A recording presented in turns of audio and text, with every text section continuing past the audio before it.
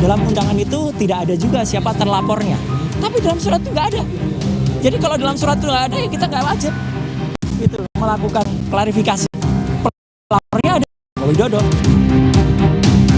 Yang sudah menghina saya sehina-hinanya, sudah menuduh ijazah itu ijazah palsu, sudah merendahkan saya serendah-rendahnya. Ya nanti dibuktikan lewat proses hukum.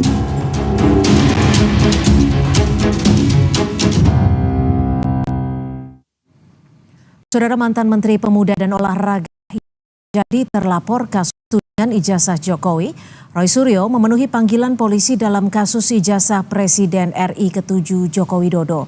Roy Suryo menyayangkan undangan klarifikasi tidak mencantumkan namanya sebagai terlapor. Roy Suryo menghadiri undangan penyidik Polda Metro Jaya bersama Tifauzia Tiasumah. Mereka dipanggil soal kasus ijazah Jokowi. Pakar telematika itu datang sekitar pukul 10 pagi. Dalam jeda pemeriksaan, Roy sempat mempertanyakan hal yang menurutnya janggal. Di antaranya tidak ada namanya dalam undangan klarifikasi oleh penyidik Polda Metro Jaya. Roy Suryo juga menyinggung pasal yang digunakan Undang-Undang ITE, namun barang atau dokumen elektronik yang digunakan sebagai dasar laporan Jokowi tidak ada. Alhamdulillahirrabbilalamin arrahmanirrahim maliki.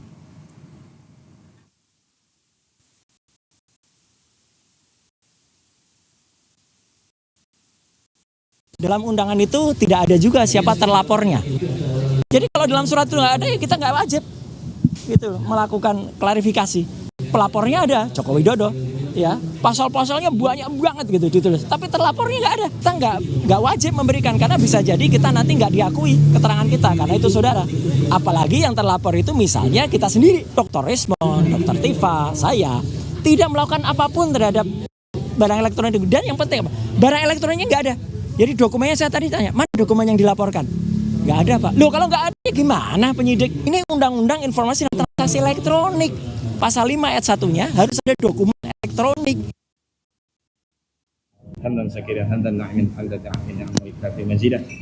Kehadiran Roy Suryo dan Tifauzia Tiasumah ke Polda Metro Jaya ditemani sejumlah rekannya. Sebelum masuk ke ruang pemeriksaan, Roy dan kuasa hukum sempat berdoa. Sejumlah pakar hukum dan rekan Roy hadir serta memberikan dukungan atas pemeriksaan Roy Suryo CS yang dilaporkan Presiden ke-7 RI Joko Widodo.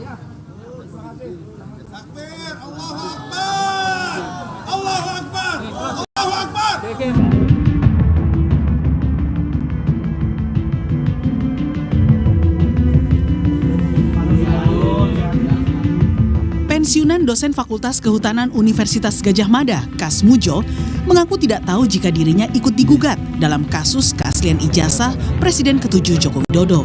Kasmujo memastikan dirinya bukan dosen pembimbing skripsi Jokowi. Ia mengungkap saat Jokowi kuliah tahun 1980 hingga 85, dirinya masih asisten dosen, sehingga belum boleh mengajar mahasiswa tanpa pendampingan. Kalau saya dengan orang-orang bilangnya, saya itu dosennya, saya gurunya. Kalau bilang yang lain-lain itu bukan tidak mau jawab, tidak bisa menjawab.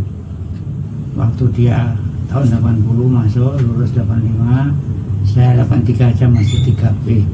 85 mau 86 baru dikasih. Itu misalnya ngurusi mahasiswa, ngajar macam-macam itu harus ada pendampingan, masih asisten dosen. Jadi kalau ada suruh wakili, suruh menemani atau bapak tertentu tolong dibantu. Tapi mau ajar langsung belum boleh. Sebelumnya, Jokowi sempat memperkenalkan Kasmujo sebagai dosen pembimbing skripsinya saat menghadiri acara silaturahmi Fakultas Kehutanan UGM tahun 2017 lalu. Jokowi bahkan mengenang karakter Kasmujo sebagai dosen pembimbing skripsi yang galak. Yang pertama saya ingin menyampaikan penghargaan yang setinggi-tingginya kepada dosen pembimbing saya, Bapak Kasmujo. Tadi beliau itu dulu waktu membimbing saya seingat saya galak sekali.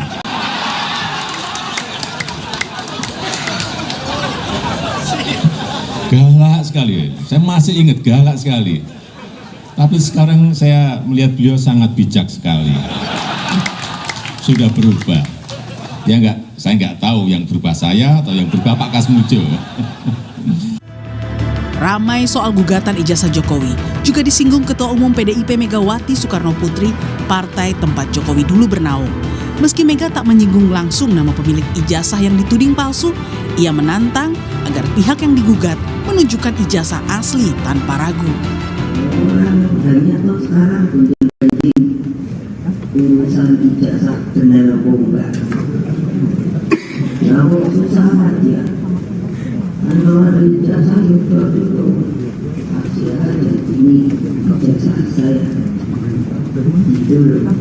Nah, dengan demikian, nah ini kan saya pusing ya, pusing orang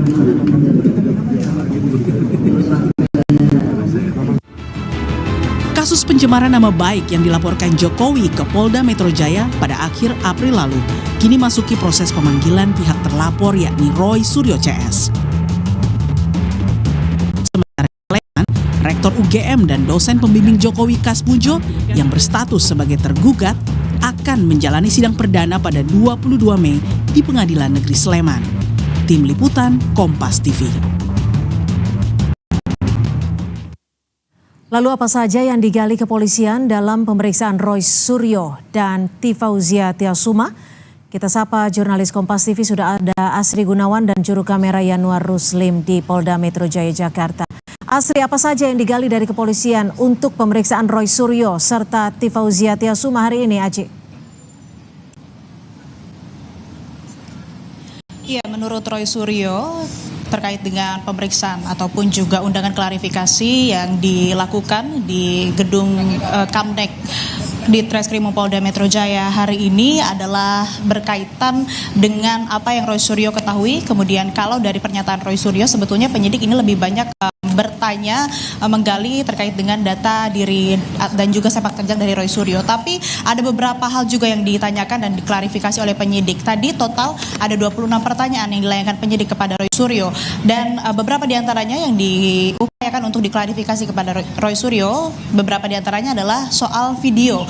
Memang Roy Suryo tidak menjelaskan video apa yang kemudian dimintai pertanyaannya ataupun juga dipertanyakan kepada Roy Suryo oleh penyidik. Tapi kalau kita mengacu dan mengingat lagi dari pernyataan kuasa hukum Jokowi, Yakub Hasibuan, yang mana saat melaporkan atau melapor ke Polda Metro Jaya di tanggal 30 April 2025, ada 24 objek video yang berkaitan dengan beberapa pihak yang menuding dan mempersoalkan tentang Jokowi.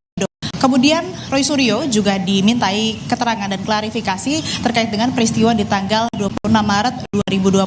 Tapi Roy Suryo menyebut ia tidak mengetahui dan menilai tidak relevan dengan laporan yang dilayangkan oleh Presiden ke-7 Republik Indonesia Joko Widodo terkait dengan dirinya begitu. Dan tadi seperti yang sudah disebutkan di paket pengantar dan juga berita sebelumnya bahwa memang dalam undangan klarifikasi yang dilayangkan terhadap Roy Suryo di hari ini di Polda Metro Jaya tidak ada nama terlapornya, sehingga Roy Suryo juga tidak mau dan tidak berkenan untuk menjawab pertanyaan yang memang tidak ada kaitannya ataupun juga kapasitasnya dengan dirinya sebagai saksi begitu yang dimintai klarifikasi hari ini di Polda Metro Jaya. Selain itu, Cynthia dan saudara, Roy Suryo juga menyebutkan ada banyak sekali pasal yang dicantumkan dalam laporan yang mengakibatkan juga berujung pada pemanggilannya untuk klarifikasi hari ini.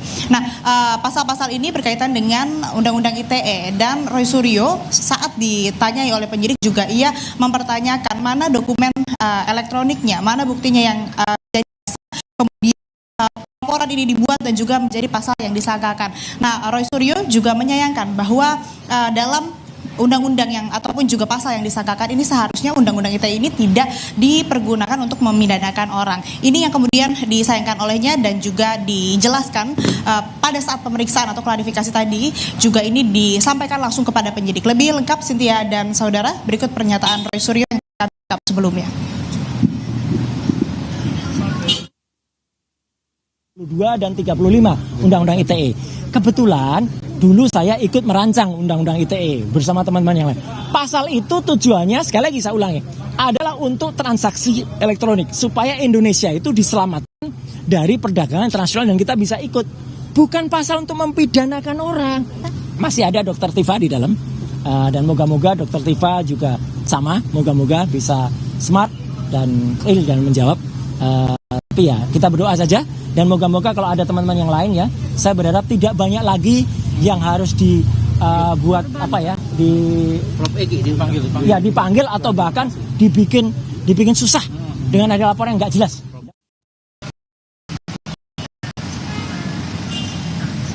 Pemeriksaan terhadap Roy Suryo telah selesai dilakukan hari ini di Polda Metro Jaya dan menurut Roy Suryo belum ada agenda lanjutan ataupun juga panggilan lanjutan terhadap dirinya. Tapi untuk satu pihak yang masih diperiksa di dalam, Dr. Tifa, ini masih dilakukan pemeriksaan oleh penyidik dan kami pun masih menunggu bagaimana perkembangan maupun juga update-nya begitu terkait dengan pemeriksaan terhadap memang rencananya ada 3 yang dipanggil atau dimintai klarifikasi oleh Polda Metro Jaya, tapi yang hadir baru 2. Ini berdasarkan keterangan atau konfirmasi dari Kabid Humas Polda Metro Jaya, Kombes Ade Harisyam. Kembali ke Anda, Cynthia. Baik, terima kasih atas laporan Anda, Asri Gunawan. Terima kasih, Asri.